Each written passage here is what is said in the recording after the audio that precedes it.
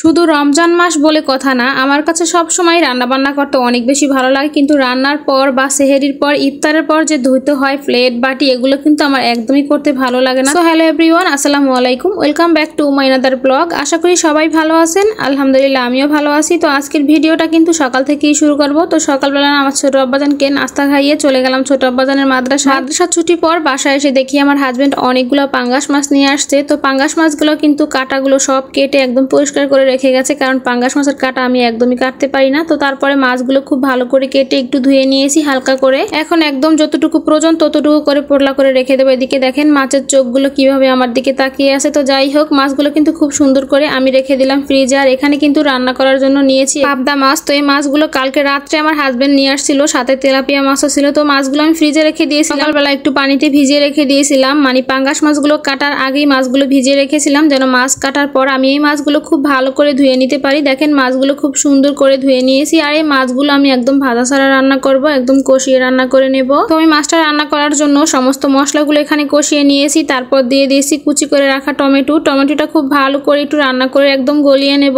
তারপর দিয়ে দেব পরিমাণ মতো ঝোলের পানি, দিয়ে খুব ভালো করে একটু নেড়ে চেড়ে পানিটা যখন ফুটে আসবে তখন আমি দিয়ে দেব মাছগুলো। তো মাছগুলো আমি কাঁচা রান্না করতেছি। আমার কাছে মনে হয় যে মাছগুলো কাঁচা রান্না করে খেলেই বেশি ভালো লাগবে, যেহেতু অনেকটা পরিমাণ পাতলা। মাছগুলো ভেজে রান্না করলে আমার মনে হয় না খেতে ভালো লাগবে, তাই আমি কাঁচাই রান্না করলাম। যেহেতু আজকে প্রথমবার রান্না করতেছি, কাঁচা রান্না করাতে ভালো না লাগে তো দ্বিতীয়বার অবশ্যই ভেজে রান্না করব। তো আজকে আমি এইভাবেই রান্না করলাম। তো ঝোলটা ফুটে আসার পর মাছগুলো কিন্তু আমি এক এক করে সব দিয়ে দিচ্ছি। আর প্রথমে যে কথাটা বললাম যে রমজান হোক আর এমনি সময় হোক, আমার রান্না বান্না করতে কিন্তু অনেক বেশি ভালো লাগে, কিন্তু রান্নার পর বা খাওয়া দাওয়ার পর যে থালা বাটি ধুতে হয় ওই জিনিসটা আমার একদম অপছন্দ। আমার এই কাজটা একদমই করতে ভালো লাগে না, কিন্তু রান্না করতে আমি ভীষণ ভালোবাসি। আর যদি নতুন নতুন কিছু বানানোর কথা হয় তাহলে তো কোনো কথাই নেই। তো আমার মতো কোন কোন আপুরা আছো যে নতুন নতুন কিছু রান্না করতে অনেক ভালোবাসো, প্লেট বাটি কড়াই এগুলো ধুতে একদমই পছন্দ করো না। তো এখানে কিন্তু মাছের সাথে আমি আরেকটু ঝোলের পানি দিয়ে দিলাম। মাছগুলো একটু ঝোল ঝোল রান্না করব। প্রথমে পানিটা একটু কম দিয়েছি, তাই এখন আরেকটু দিয়ে দিলাম। আর সাথে ধনিয়া পাতা দিয়ে দিলাম। ধনিয়া পাতা ছাড়া কেন জানি না আমার মাছটা খেতে একটুও ভালো লাগে না, তাই ধনিয়া পাতা দিয়ে দিলাম। আমি মাছের সাথে খাওয়ার জন্য